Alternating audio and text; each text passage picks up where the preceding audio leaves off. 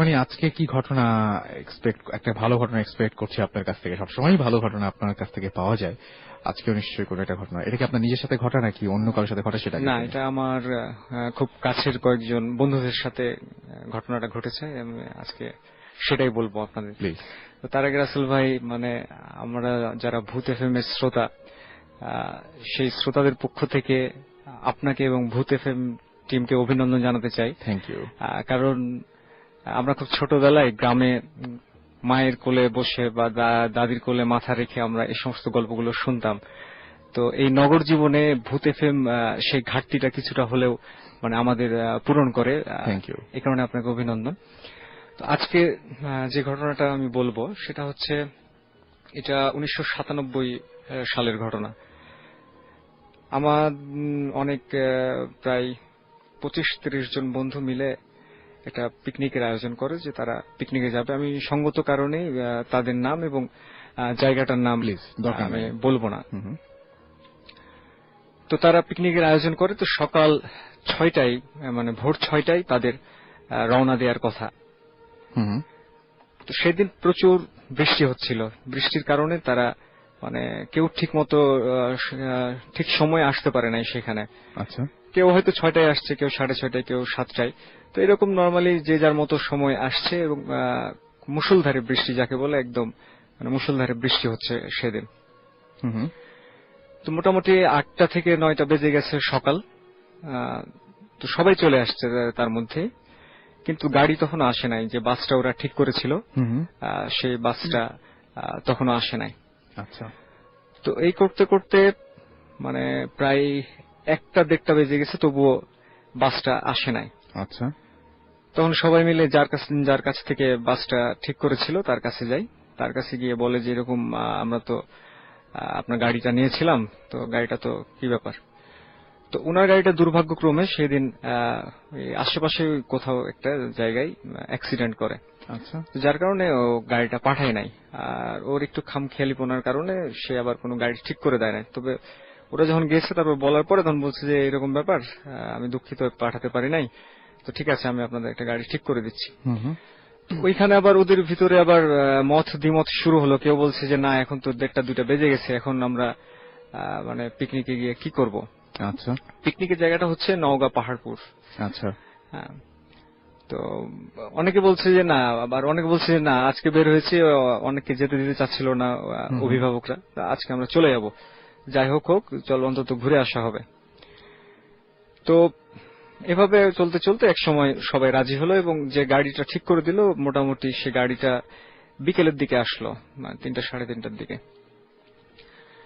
তো রওনা হবার পরে রাস্তায় আবার এক সময় টায়ার পাংচার হয়েছে ওই গাড়ির, এবং আমাদেরই এক বন্ধুর পা কেটে গেছিল। সেই মানে ওই সিটটা, মানে ওই টায়ারের উপরেই সে বসা ছিল গাড়ির ভিতরে। তো এভাবে করতে করতে গাড়িটা মানে অনেক দেরি করে, প্রায় বৃষ্টি কিন্তু তখনও হচ্ছে, এবং মানে ওই সময়টা পুরো বাংলাদেশে যে কিছুদিন আগে যেরকম বৃষ্টি হলো, মানে ওই রকম পুরো বাংলাদেশে বৃষ্টিটা হচ্ছিল। তো তারপর তারা মোটামুটি সন্ধ্যার ঠিক আগ মুহূর্তে গিয়ে ওই নির্দিষ্ট স্থানে গিয়ে পৌঁছায়। তারা পৌঁছানোর পরে এখন রান্না করার জন্য তো মানে জায়গা লাগবে, আর ওই সময়টা চারদিকে বৃষ্টি হচ্ছে, এখন মানে কোথায় রান্না করবে সেটাও তারা ঠিক করতে পারছে না। তো যাই হোক, একটা ওই পলিথিন বিভিন্নভাবে বিভিন্ন দিকে দিয়ে একটা রান্না করার জায়গা তারা মানে ঠিক করে। আচ্ছা। তো মোটামুটি প্রায় সন্ধ্যা হয়ে গেছে। এখন বিষয়টা হচ্ছে যে ওরা যেভাবে বাড়িতে বলেছিল যে আমরা মোটামুটি রাতের ভিতরে চলে আসবো 8টা-9টার মধ্যে, আর ওইখানে ওরা মোটামুটি 6:30-7টার দিকে তারা পৌঁছেছে ওইখানে গিয়ে। আচ্ছা। তো যার কারণে এখন অনেকে বলছে যে যাই হোক, আসছি, খাওয়া দাওয়া করার দরকার নাই, আমরা চলে যাই। আবার অনেকে বলছে যে না, আমরা যখন এসেছি তখন মানে পিকনিকটা ভালো মতো করে তারপরে যাব। তো এইরকম ভাবে অনেক কথা হওয়ার পরে সবাই একটা সিদ্ধান্তে আসলো যে আচ্ছা ঠিক আছে, কি বলে ভিতর থেকে 3জন বললো যে ঠিক আছে, আমরা তাহলে মানে বাসায় বাড়িতে ফোন দিয়ে জানিয়ে দিই যে আমরা এরকম ব্যাপার, এখানে দেরি হয়েছে আসতে, যার কারণে আমাদের যেতে দেরি হবে, না হলে তো বাসায় চিন্তা করবে। কারণ যখন তাদের পৌঁছে যাওয়ার কথা তাদের বাড়িতে, তখন তারা আসছে স্পটে, মানে শুরু করবে কেবল সেই মুহূর্তে। তো বলে যাচ্ছে ঠিক আছে। তো ওইখান থেকে 3জন হুম হুম ওইখানে তখন তো মোবাইল স্বাভাবিকভাবেই নাই, এবং মানে আমাদের ওইখানে অ্যানালগ ফোন, ডিজিটালও না। তো বাজারে গিয়ে মানে একটা ফোনের দোকান পাওয়া গেল, তারপরেও মানে ফোনের দোকানে অনেকগুলা তার বের হয়েছিল নাকি, তারপর ওগুলো জোড়া টোড়া দিয়ে বিভিন্ন ভাবে মানে অনেক হাঙ্গামা করার পরে লাইনটা, পাওয়া গেছে। না লাইনটা তারপরেও পাওয়া যায় নাই। তো আচ্ছা। এখন কি তাহলে মানে শহরে গিয়ে মানে জয়পুরহাট, আচ্ছা। ওইখান থেকে ট্রেন আছে, এই সম্ভবত 2টা স্টেশন পরে হয়তো স্টেশনটা।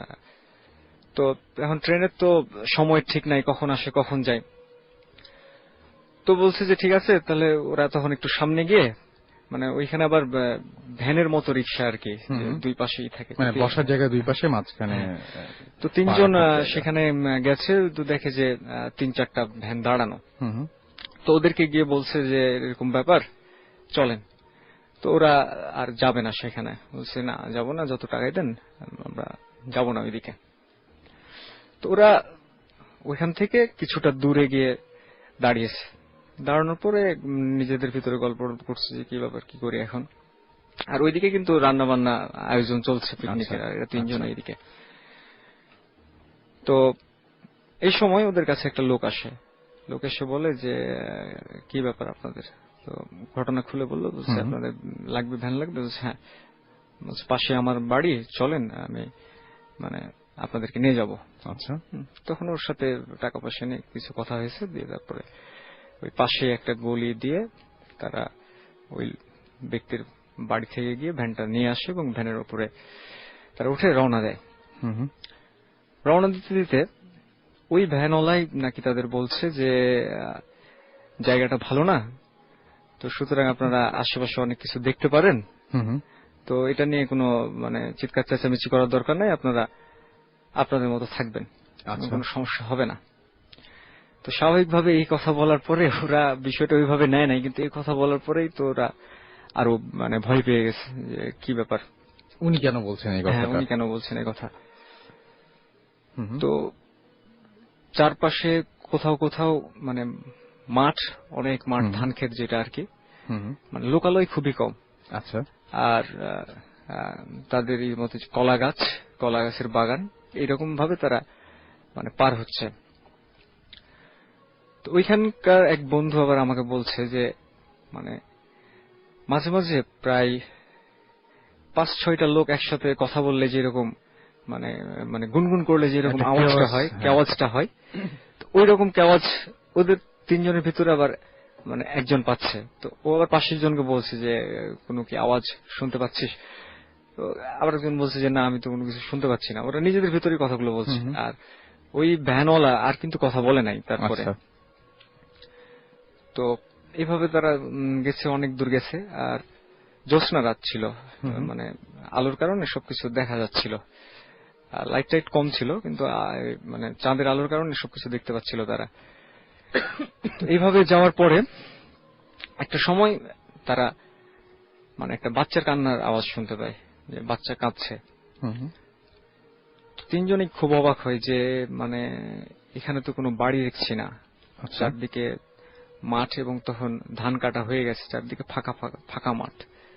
তো এই সময় মানে এখানে কে? তো ওরা এবার ওই মানে ভ্যান থেকে দেখতে পাচ্ছে যে যখন কান্নাটা হয় তখন রিক্সা ভ্যানওয়ালা ভ্যানটা থামিয়ে দিয়েছে।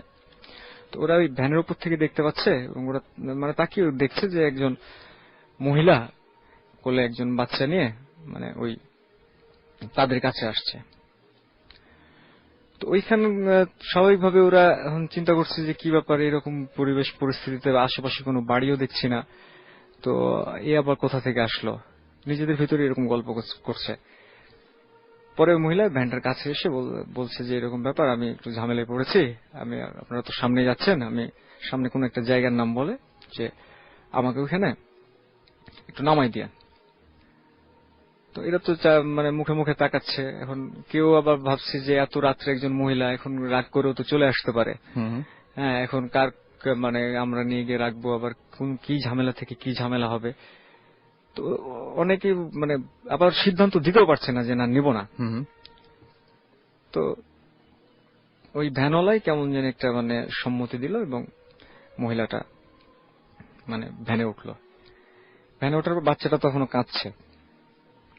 তো কিছুক্ষণ পরে বাচ্চার কান্নাটা বন্ধ হয়েছে। আর ওরা ওই 3 জন একদিকে আর মহিলাটা একদিকে।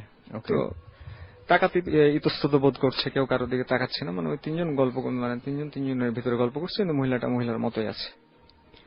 আর ভ্যান চলছে, চলতে চলতে চলতে মানে এর ভিতরেই ওরা কিন্তু মানে ভয় পেয়ে গেছে অলরেডি, যে মানে এরকম মানে চিনি না হুম। সেরকম একটা জায়গা থেকে। তো কিছু দূর যাওয়ার পর ওই মহিলা তখন বলছে যে হ্যাঁ আমি চলে আসছি, এখানে আমাকে নামাই দেন। দিয়ে তখন নামাই দেয় ফ্যানওয়ালা। বলছে যে আমি তো পাশে গলি আছে রাস্তার, বলছে আমি তো এখান থেকে যেতে পারবো না, তো 2-3 মিনিটের রাস্তা, আমাকে একটু আগাই দেন। তো ওরা কিছু বলার আগেই দেখে যে ওই ভ্যানওয়ালা ওদের ওই মহিলার সাথে যাচ্ছে। যাওয়ার আগে ওকে বললো, ওদেরকে বলছে যে আপনারা কিছুক্ষণ অপেক্ষা করেন, আমি চলে আসতেছি কাছে। দিয়ে সে চলে যায়। তো ওরা নাকি প্রায় মানে 30-40 মিনিট ওইখানে দাঁড়ায় আছে, ভ্যানওয়ালা আসে না। এখন ওরা নিজেরা নিজেদের ভিতরে বলছে যে কিভাবে আমাদেরকে তো বললো যে মানে 2-3 মিনিট লাগবে, এখন তো মানে প্রায় 35-40 মিনিট হয়ে গেছে, গেল কোথায়?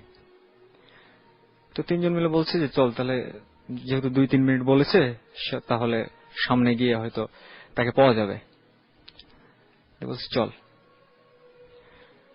তো ঘটনাটা মানে এখানেই শুরু। যাওয়ার পর তারা মানে খুঁজছে যে মানে সে কোথায় গেল, এবং যেভাবে বলেছিল মহিলা যে এখানে বাড়ি, তো এখানে কোনো বাড়ি ছিল না, গাছের কিছু ঝোপঝাড় ছিল, কিন্তু মানে দূর থেকে মনে হচ্ছিল যে এখানে বাড়ি থাকতে পারে, কিন্তু সেটা মাঠ এবং ওই গাছের ঝোপঝাড়, বড় গাছ, কিন্তু সেখানে কোনো থাকার জায়গা নাই।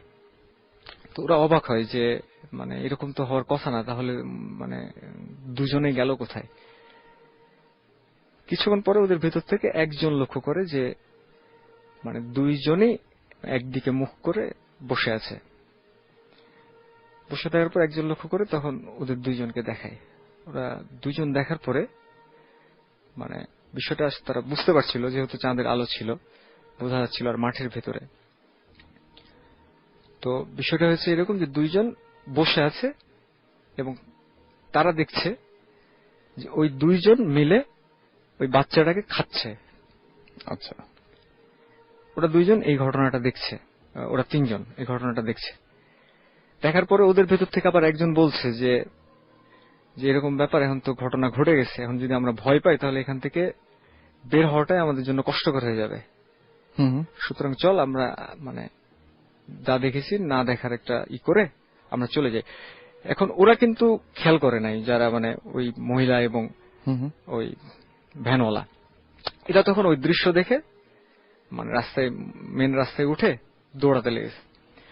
কতক্ষণ মানে বেশ কিছুক্ষণ দৌড়ানোর পরে তারা একটা মসজিদে গিয়ে, মসজিদের সম্ভবত খাদেম ওকে ঘুম থেকে উঠিয়ে মানে পুরা ব্যাপারটা বলেছে যে এইরকম ব্যাপার। ওদের ভেতরে একজন কিন্তু প্রায় মানে এরকম ভয়ে অসুস্থ হয়ে পড়ছে, আর অসুস্থ হবারই কথা। খাদেমকে সমস্ত ঘটনা খুলে বলে যে এই বিষয়ে এই ঘটনা। তখন খাদেমও তো অবাক যে বাবা তোমরা মানে এত রাত্রে এই পথে কেন? হ্যাঁ, এখানে তো সচরাচর কেউ আসতে চায় না, তোমরা এত রাত্রে। তোমরা বললে যে চাচা এরকম ব্যাপার, আমরা তো জানি না, এই ঝামেলায় পড়েছি, যার কারণে আমরা মানে এখানে আসছিলাম। পরে ওই ব্যক্তি বা মানে মসজিদের ওই খাদেম প্রায় 4-5 জনকে আবার ঘুম থেকে উঠিয়ে ওদেরকে মানে পিকনিক স্পটে রেখে আসার ব্যবস্থা করে, এবং তারপরে ওইখানে ওই অবস্থায় গিয়ে সব ঘটনা খুলে বলে। তারপরে ওরা আর মানে ওইখানে দেরি করে নাই, চলে আসছে। তো এই ছিল ঘটনা, বুঝতেই পারছি, এবং ঘটনাটা যথেষ্ট ভয়ঙ্কর, এবং এরকম যদি কারো চোখের সামনে ঘটে তাহলে আমার কাছে এই জিনিসটা মনে হয় মাঝে মাঝে যে সত্যি যদি এত কিছুই ঘটে, মানে এই সমস্ত প্যারানরমাল ব্যাপারগুলো মানুষকে মানে কেন যেন মানে কোন একটা শক্তি তারা তাদের সেই অ্যাক্টিভিটিস গুলো কেন যেন মানুষকে দেখাতে চায়, আর সেই জন্য ঘটনাগুলো ঘটে। এই যে খাওয়া, একটা বাচ্চা, একটা মহিলা এবং একজন ভ্যানওয়ালা তারা মিলে একটা বাচ্চাকে খাচ্ছিল, এটা হয়তো তাদেরকে না দেখালে এমন কোনো ক্ষতি ছিল না, তারপরে তাদেরকে দেখতে হয়েছে বা তারা দেখেছে। আচ্ছা, যাই হোক, শান্ত আমাকে এসএমএস করেছেন ফ্রম খুলনা, লিখেছেন বার্থডে উইশ করেছেন আমাকে অরণি ভূত এফএম এর, এবং উইশ করেছেন সাদিয়া, লিখেছেন ভাইয়া ভূত এফএম এর বার্থডে উপলক্ষে আপনাকে যারা শুনছেন তাদেরকে ম্যানি ম্যানি থ্যাঙ্কস। ওকে, জহির খান লিখেছেন সিলেট থেকে যে আমরা ভূত এফএম অনেক তাদের ভালো লাগে, থ্যাংক ইউ সো মাচ। কাউসার লিখেছেন যে আমার আচ্ছা, তিনি লিখেছেন যে কাউসার অ্যান্ড ইমন লিখেছেন বার্থডে উইশ করেছেন আর কি। মহসিন লিখেছেন, মহসিন এবং এটা আরেক কাউসার, স্পেলিংটা আলাদা, মহসিন এবং কাউসার তারা রাজশাহী ক্যাম্পাস বিবিএ ডিপার্টমেন্টে তারা পড়াশোনা করেন। তারা লিখেছেন যে আমাদের ফাইনাল এক্সাম তারপরও ভূত এফএম শুনছি। মাশাআল্লাহ, আপনারা তো মানে ভূতের কোনো রেজাল্টের জন্য কিন্তু ভূত এফএম দায়ী থাকবে না। সাফিউল আমাদের লিখেছেন যে রাসেল ভাই তুমি আমার এসএমএস পড়ো না কেন, আমরা সব বন্ধুরা মিলে ভূত এফএম শুনছি। বিকি ভূত এফএম কে উইশ করেছেন, এছাড়াও উইশ করেছেন আমাদেরকে মিনহাজ ফ্রম মির্জাপুর, এছাড়াও আমাদেরকে প্রসেনজিৎ এসএমএস আমাদেরকে উইশ করেছেন। মিসা গল্প শেয়ার করতে চান, আমি তাকে বলবো যে ভূত এফএম এর রয়েছে রেডিওফুলতি.fm, এখানে ইচ্ছা করলে আপনি আপনার ঘটনা শেয়ার করতে পারেন। ভূত এফএম, হ্যালো রাসেল ভাইয়া, হাউ আর ইউ? আমি মানিক, তিনি সিলেট থেকে এসএমএস করেছেন এবং তিনি বলছেন আই এম ভেরি হ্যাপি যে আচ্ছা ভূত এফএম নিয়ে তিনি এখন ভূত এফএম এর সাথে থাকতে পেরে অনেক খুশি। তো যারা এখন আমাদের এসএমএস পাঠাননি বা এসএমএস পাঠাতে যাচ্ছেন তাদেরকে বলবো যে শাউট লিখুন, মোবাইলের মেসেজ অপশনে যান, সেখানে গিয়ে টাইপ করুন SHOUT শাউট, স্পেস আপনার নাম, স্পেস আপনার মেসেজ, পাঠিয়ে দিন 9840 নাম্বারে। এবং আমাকে দেখতে পাচ্ছি তনুজ এসএমএস করেছেন আমাদেরকে, শাফাত এসএমএস করেছেন, হৃদয়, এছাড়াও আমাদেরকে এসএমএস করেছেন ত্রিনা, মুন্না মোহাম্মদপুর থেকে বার্থডে উইশ করেছেন, এছাড়াও আমাদেরকে আফ্রিদি এসএমএস করেছেন বাঁধন, বাবু এসএমএস করেছেন, আসমা এসএমএস করেছেন শাহিন, হীরা, উজ্জ্বল, রাজীব, ক্যামেলিয়া সহ আরো অনেকে। আমরা আরেকটা ঘটনায় যাব, আর ইন দ্য মিন টাইম আপনারা এসএমএস করতে পারেন। আমরা নেক্সট ঘটনায় যাই। আপনার নামটা একটু বলবেন সবাইকে, হ্যাঁ প্লিজ। দেশে এবং দেশের বাইরে যারা ভূত এফএম শুনছেন সবাইকে জানাচ্ছি শুভেচ্ছা, এবং আজকে ভূত এফএম এর 1 বছর পূর্তি উপলক্ষে এই জন্মদিনে আমাকে আনার জন্য ভূত টিমকে সহ ভূত এফএম এর সবাইকে, সর্বোপরি রাসেল ভাইকে অনেক অনেক ধন্যবাদ। আমি রাজু, রাজশাহী ইউনিভার্সিটি ছাত্র ছিলাম, আমার বাড়ি বাগেরহাট। তো ঘটনাগুলা আমি যে ঘটনাগুলো বলবো বাগেরহাটেরই ঘটনা। আর আমি সুন্দরবন নিয়ে ঘটনা একটু শুনতে চাই। আচ্ছা, হ্যাঁ আমি ওটা বলছি। মানে আমরা বিভিন্ন জায়গায় ঘটনা শুনেছি, আমরা চট্টগ্রামের ঘটনা শুনেছি, আমরা রাজশাহীর ঘটনা শুনেছি, আমরা বিভিন্ন জায়গাতে বিভিন্ন ঘটনা ঘটেছে, সেই ঘটনাগুলো আমরা শুনতে পেরেছি, বাট এখনো আমরা সুন্দরবন নিয়ে কোনো ঘটনা এই পর্যন্ত শুনি নাই, সো আমরা এখন শুনি। আচ্ছা, ধন্যবাদ আপনাকে। সুন্দরবন আমার দাদির আব্বা, অর্থাৎ আমার আব্বার নানা, উনি নাম হচ্ছে তসিরউদ্দিন। আচ্ছা, তো এটা অনেক আগের ঘটনা। আমার দাদি মারা গেছে 2002 সালে। তো দাদি যখন ছোট ছিলেন, দাদি ছোটবেলার ঘটনা, অর্থাৎ তার বাবা যখন বেঁচে ছিলেন। তো দাদির আব্বা উনি ছিলেন কবিরাজ, অর্থাৎ আমাদের ওদিকে যা বলে যে গুনিন বা এই জাতীয় কিছু আর কি। আচ্ছা, তো ওনার শখ ছিল যে প্রতি বছর উনি, এটা শখের বশে হোক আর রেগুলারলি করা হোক, যে প্রতি বছর একবার উনি সুন্দরবন যাবেন। আচ্ছা, হয়তো হরিণ শিকার করতেন, গোলপাতা কাটতেন বা গাছপালা মধু সংগ্রহ করতেন, এবং সাথে একটা অনেক 10-12 জনের একজন টিম নিয়ে যেতেন আর কি। আচ্ছা, তো উনি গুনিন ব্যাপারটা হচ্ছে আমি একটু বুঝিয়ে বলি। আচ্ছা, আপনি বলেন গুনিন ব্যাপারটা কি? আচ্ছা, বিষয়টা হচ্ছে যে উনি মন্ত্রতন্ত্র জানতেন, এবং এই বিষয়টা দিয়ে আসলে যে মানুষের উপকার করা যায় বা বিভিন্ন অ্যাবনর্মাল বা প্যারানর্মাল যে ঘটনাগুলো ঘটে, যে একটা সমস্যা হয়েছে, সমস্যার সমাধান সে হয়তো করার জন্য চেষ্টা করছে। আসলে যে কোনো জিনিস এর পেছনে ঘটনা ঘটার বা যে কোনো দায়ী ঘটুক, সবকিছু তো সৃষ্টিকর্তা, যে ধর্মে বিশ্বাস করেন এটা তার দ্বারাই হয়ে থাকে। তো যেটা মাধ্যম বা ওসিলা এরকম। তো উনি মন্ত্রতন্ত্র বা এই জাতীয় মন্ত্রতন্ত্র জানতেন। তো যখন সুন্দরবন যেতেন, উনি বাড়িতে উনি কুকুর এবং বিড়াল দুইটাই পুষতেন। তো ওনার পোষা বিড়াল ছিল। সুন্দরবন যখন যেতেন, ওই এলাকায়, যে এলাকাতে সুন্দরবনে যে এরিয়াতে উনি যেতেন, ওই এলাকার বাঘকে তিনি মন্ত্র দিয়ে বন্ধ করে যেতেন, অর্থাৎ বাঘ ওই এরিয়া আসতে পারবে না। তো এটা হতো বাড়ি থেকে শেষবার যখন যান উনি, উনি এবং ওনার ছোট ভাই এবং সহ ওনাদের সঙ্গে যারা আরো 8-10 জন, এইভাবে মোট 10-12 জনের মতো শেষবারের মতো যান এবং ছোট ভাইকে সাথে নিয়ে। তো যাওয়ার আগে উনি বাড়িতে বিড়ালকে মন্ত্র দিয়ে বন্ধ করে একটা ঘরের একটা নির্দিষ্ট জায়গাতে রেখে যান এবং এটাকে ধামা, অর্থাৎ বেতের যে তৈরি আপনার ধামা বলে আমাদের এদিকে, এটা দিয়ে উপর করে ঢেকে, অর্থাৎ বিড়ালকে ধামা দিয়ে মন্ত্র দিয়ে পড়ে ঢেকে রেখে যাওয়া হতো। আর ওইদিকে উনি যে এলাকায় যেতেন ওই এলাকার বাঘকে বন্ধ করে, অর্থাৎ বাঘ আসতে পারবে না, এটাকে বন্ধ করে যাওয়া হতো। আর বনে আসলে এই ধরনের অনেক ঘটনা ঘটে এবং আমরা জানি যে বনে বনদেবতা থাকে বা এরকম অনেক বিশ্বাস আছে, হয়তো সত্য কিনা জানি না। তো এইভাবে উনি গেছেন, যাওয়ার পরে যখন সুন্দরবন ওনারা যাত্রা করে চলে যান, তার 4 থেকে 5 দিনের পরের ঘটনা যে বাড়িতে আমার দাদির আম্মা, উনি জানতেন, কারণ এটা প্রতি বছর যায় এবং উনি যে মন্ত্র জানেন বা উনি এরকম কাজ করেন এটা তো তার স্ত্রী হিসাবে জানবে অবশ্যই। কিন্তু কোন একটা ভুল করে, যে কোনো কারণে উনি করছে কি, যে ঘরে গেছে, ঘরে যাওয়ার পরে ওই ধামাটা উঁচু করছে। আচ্ছা, উঁচু করার কারণে বিড়ালটা কিন্তু বের হয়ে গেছে। আচ্ছা, এই বিড়ালটা কিন্তু আটকানো ছিল মন্ত্র দিয়ে, অর্থাৎ বাঘকে আটকানো ছিল, যে কোনো কারণে বিড়ালটা বের হয়ে গেছে। বের হয়ে গেলে এটা তো উনি ভুল করে ফেলছে। এখন এটা তো শুধরানোর কোনো, উনি তো কিছু পারে না বা জানে না। আর ওইদিকে অর্থাৎ দাদির আব্বা, তারা তো সুন্দরবন চলে গেছে। তো ওইদিকে যে ঘটনা, এদিকে বিড়াল বের হয়ে গেল, এদিকে হচ্ছে বাড়ির ঘটনা। আর ওইদিকে বনে যেটা ঘটছে সেটা হচ্ছে যে আপনার বনে যাওয়ার পরে ওখানে তারা গাছ কাটা শুরু করে নাই বা ওরকম শিকার করা শুরু করে নাই। তো সবাইকে নৌকায় বসতে বলে আমার দাদির আব্বা উনি টয়লেট করার জন্য একটু বনের ভেতরে গেছে এবং সবাইকে বলে গেছে যে আমি না আসা পর্যন্ত তোরা নিচে নামবি না, গাছ কাটা শুরু করবি না বা শিকার করা শুরু করবি না, আমি আসার পরে এটা শুরু করব। কিন্তু তারা সবাই জানে যে ইনি বড় গুণিন এবং বাঘকে তো বন্ধ করে দিয়ে আসছে, সো আমরা নামলে সমস্যা কি। তো এই থেকে উনি টয়লেটে গেছে, আসতে একটু দেরি হচ্ছে। আচ্ছা, এদিকে করছে কি, ছোট ভাই সহ যারা ছিল সবাই নেমে বনের ভেতরে এরা সুন্দরী গাছ কাটা শুরু করছে। আচ্ছা, গাছ কাটা শুরু করলে 1 থেকে 2 মিনিট বা এরকম 2-3 মিনিট পরেই একটা বাঘ এসে তার ছোট ভাইকে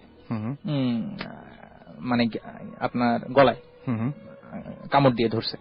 বাঘ তো সাধারণত এই যে গলায় শিকার করে আর কি, তো সেই হিসাবে এই ছোট ভাইকে ওই বাঘে গলায় কামড় দিয়ে ধরছে এবং তখন তো আশেপাশে যারা ছিল আরো তো 8-10 জন লোক ছিল, তারা ভয়ে চিৎকার শুরু করছে, কারণ এটা তো ঘটার কথা না, বাঘ তো আটকানো, সেটা কেন ঘটলো। তো ওইদিকে দাদির আব্বা উনি এটা টের পাইছে, টের পেয়ে ওখান থেকে মন্ত্র পড়ে টয়লেট শেষ করে তাড়াতাড়ি করে ওখান থেকে মন্ত্র পড়ে উনি তাড়াতাড়ি চলে আসছে। কিন্তু মন্ত্র পড়ার কারণে বাঘ যেতে পারে নাই, বাঘটা তার ছোট ভাইকে কামড়ে ধরে ওখানে দাঁড়িয়ে আছে, বাঘ যেতে পারছে না। এবং বাঘ ওখানে মনে করেন যে যারা চিড়িয়াখানায় গেছেন দেখছেন যে বাঘ যদি রেগে যায় বা যেমন করে আপনার রাগার যে বহিঃপ্রকাশ করা, গর্জন করা বা এরকম, বাঘ ওইটা ওইখানে জায়গা দাঁড়ায় করছে কিন্তু লড়তে পারছে না, যেতে পারছে না। তো পরিশেষে হলো কি যে আপনার বাঘটা লাশ নিয়ে যেতে পারছে না, পরবর্তীতে ওই লাশকে সে গাল থেকে মানে মুখ থেকে ফেলে দিল। ফেলে দেওয়ার পরে বাঘটা চলে গেল, বাঘকে তাড়া দেওয়া হলো, উনি মারা গেছেন। হ্যাঁ, ততক্ষণে তার ছোট ভাই মারা গেছে। আচ্ছা, তো এইবার এখন যেহেতু একটা বড় ধরনের দুর্ঘটনা ঘটে গেছে, যার কারণে স্বাভাবিকভাবে তাদের কার্যক্রম সামনের দিকে আগায় নাই। তারা সিদ্ধান্ত নিল যে বাড়ি ফিরে আসবে। আচ্ছা, তো বাড়ি ফিরে আসার সিদ্ধান্ত নিলে আপনার সবাই মিলে রওনা হলো। রওনা হওয়ার পরে প্রতিমধ্যে আপনার এটা হচ্ছে মোটামুটি দুপুরের দিকের ঘটনা ছিল, আর এটা তাদের রওনা দিতে দিতে আবার মোটামুটি একটু আসর গড়ায় গেছে, মানে বিকাল হয়ে গেছে। তারা রওনা দিয়ে নৌকা, সাধারণত নৌকা বেয়ে চলে আসতেছে। তো সারা রাত তারা নৌকা চালাইছে বাড়িতে আসার জন্য। সকালবেলা যখন সকাল হলো তারা দেখতে পেল যে তারা যেখানে ছিল ঠিক সেখানেই আছে, না সারা রাত যেখান থেকে তারা সেই বিকাল থেকে শুরু করে পরবর্তীতে এই যে সারা রাত নৌকা চালাইছে, তো তারা এক বিন্দু আগায় নাই, যেখানে ছিল নৌকা ওই এলাকাতেই আছে, ওই এলাকাতে। তো এই বনের ভিতরে একটা কথা আছে যে বাঘে কামড়ে যদি মৃত্যু হয় বা এরকম ওইসব লাশ নাকি ফিরে নিয়ে আসা যায়, তখনকার দিকে প্রচলন ছিল, এখন কতটুকু জানি না। আচ্ছা, এটা আমি জানতাম না, শুনে ভালো লাগলো যে আমি নতুন কিছু জানতে পারলাম। তো তারা যখন ওইটা আনতে পারছে না, তখন দাদির আব্বা উনি তো মন্ত্রতন্ত্র বা এই বিষয়টা কিছুটা অবশ্যই জানেন বা আজ করেন। তো উনি বলছে যে লাশ নিয়ে তো আমরা ফিরতে পারবো না, এই ঘটনা, ঠিক আছে আমরা কি করব, ছোট ভাইকে তো ওখানেই মাটি দিয়ে আসতে হবে, দাফন করবে। তো পরবর্তীতে তারা ওখানে নেমে নদীর পাশে যে চর, বনের যে চর, সেই চরে তাকে কবর দিয়ে দাফন করে তারপর তারা রওনা হলো। দাফন করার পর তারা তারপরে ঠিক মতন বাসা, হ্যাঁ, দাফন করার পরে তারা আবার সবাই মিলে রওনা দিছে এবং তারা মোটামুটি নিরিবিলি, কোনো বাধা বিপত্তি ছাড়াই নিরিবিলি বাড়িতে চলে আসে। মারাত্মক অবস্থা। এবং আপনি লাস্টে শেষ করবেন এটা দিয়ে যে আপনার সেই দাদির বাবা তিনি যখন মারা যান তখন একটা অদ্ভুত ঘটনা ঘটে, শুনি। আচ্ছা, তার আগে আমি আরেকটা ঘটনা বলি। না, আমরা এটুকু শুনি, শোনার পরে তারপরে আমরা আবার একটা ব্রেকের পরে আবার আসবো। আচ্ছা, থ্যাংক ইউ। দাদির আব্বা যখন মারা যান, দাদি তো বললাম যে তখন ছিল ছোট, হয়তো কত 12-13 বছর বয়স এরকম, তখন তো আমার দাদার সঙ্গে বিয়ে হয় নাই। তো যখন মারা যান উনি মানে বিকালে, আসরের সময় আমরা যেটা আর কি বলি। তো এই সময়টাতে উনি প্রচন্ড অসুস্থ, বাড়ির ওনার ঘরের বারান্দাতে শুয়ে আছে এবং প্রচন্ড ওনার মৃত্যু যন্ত্রণা বা কষ্ট হচ্ছে। তো উনি হয়তো বুঝতে পারছে যে উনি মারা যাবে বা এরকম কিছু। এই ধরনের কিছু অনেক লোক থাকে যে বুঝতে পারে আমি মারা যাব, হয়তো কতটুকু সত্যি জানি না। তো ওনার ভিতরে এরকম একটা বোধ আসছে যে প্রচন্ড যন্ত্রণা হচ্ছে, আমি তো মারা যেতে পারি বা এরকম কিছু। উনি ওনার স্ত্রীকে অর্থাৎ আমার দাদির আম্মাকে বললো যে, তখন কিন্তু দাদি সহ তার বাড়িতে তার ভাইয়ের বউ বা বাড়ির আত্মীয় স্বজন সবাই আছে বাড়িতে। তো তাকে বললো যে আপনার দাদির আম্মাকে বললো যে পুকুরের দক্ষিণ পাশ থেকে পানি নিয়ে আসো এবং কাঁসার বাটিতে করে, কাঁসার বাটি পরিষ্কার করে ধুয়ে সেটাতে এক বাটি পানি নিয়ে আসো। তো তার কথা মতো দাদির আম্মা সেটা করলো যে কাঁসার বাটি ধুয়ে এক বাটি পানি পুকুরের দক্ষিণ পাড় থেকে, ঘাট থেকে নিয়ে আসলো। তো এনে তার পাশে, তিনি তো শুয়ে আছেন, তার মাথার পাশে বাটিটা রাখার পর উনি করলো, তার যত মন্ত্র উনি জানতেন বা এরকম উনি পড়া শুরু করলো। এক একটা বাটিতে ফু দিতে লাগলো। তো প্রতিমধ্যে যে ঘটনাটা ঘটলো, যখন ওই মন্ত্র পড়ে উনি ফু দেওয়া শুরু করলো, তখন শুধুমাত্র এই দাদিদের বাড়ি যেটা এরিয়া ছিল, শুধুমাত্র তাদের বাড়ির বাউন্ডারিতে প্রচন্ড ভাবে ঝড় শুরু হলো এবং আকাশ মেঘলা হয়ে গেল। অথচ এই বাড়ির পাশে অন্য যারা ছিল, আশেপাশে কোনো বাড়িতে বা আশেপাশে কিন্তু ঝড় হচ্ছিল না, পরিবেশ কোথাও কোনো সমস্যা ছিল না, খুব স্বাভাবিক ছিল। তো তখন কি হলো, এই বাড়িতে প্রচন্ড ঝড় শুরু হলো এবং ঝড়ে আপনার কিছু কিছু গাছপালা ডালপালা ভেঙে গেল, এত ঝড় হইলো। এইভাবে উনি মন্ত্র পড়তেছে আর পানিতে ফু দিচ্ছে, আর ওইদিকে কি হচ্ছে, ঝড় হচ্ছে আপনার প্রচন্ড পরিমাণে। তো এক পর্যায়ে কিছুক্ষণ পরে ওনার মন্ত্র পড়া শেষ, পানিতে ফু দেওয়া শেষ, মন্ত্র পড়ে উনি আস্তে মৃত্যুর কোলে ঢলে পড়লো, অর্থাৎ মারা গেল। তখন দেখা গেল যে উনি যখন মারা গেল তার কিছুক্ষণ পরে আপনার যে বাড়িতে ঝড় হচ্ছিল প্রচন্ড পরিমাণে, ঝড়গুলো থেমে গেল। ওকে, সো এই ছিল ঘটনা এবং আরো কিছু ঘটনা আছে, সেই ঘটনা নিয়ে আমরা একটু পরে ফিরে আসবো। আমি দেখতে পাচ্ছি আমাদেরকে SMS করেছেন এই মুহূর্তে মামুন, SMS করেছেন আমাদেরকে শাকিল, এছাড়াও মন খুলনা থেকে SMS করেছেন। তো সবাই বার্থডে উইশ করছেন ভূত FM কে। আর এছাড়াও সায়েন্টিস্ট দীপ গ্রিন রোড থেকে SMS করেছেন, প্রিয়াঙ্কা SMS করেছেন মির্জাপুর খুলনা থেকে, সুমন SMS করেছেন শেওড়াপাড়া থেকে, এছাড়াও তারেক SMS করেছেন this is the first time, আচ্ছা তিনি ভূত FM শুনছেন। থ্যাংক ইউ, ওয়েলকাম টু ভূত FM এবং আশা করছি এখন থেকে অনেক মজা পাবেন। হিরো আমাদের চিটাগাং থেকে SMS করেছেন এবং চিটাগাংয়ের বউবাজার থেকে SMS-টি তিনি করেছেন এবং তিনি বলেছেন যে SMS না পড়লে তিনি ভূত পাঠাবেন। ওকে, মুক্তি আমাদের লিখেছেন অনেক শুভকামনা জানিয়েছেন ভূত FM নিয়ে।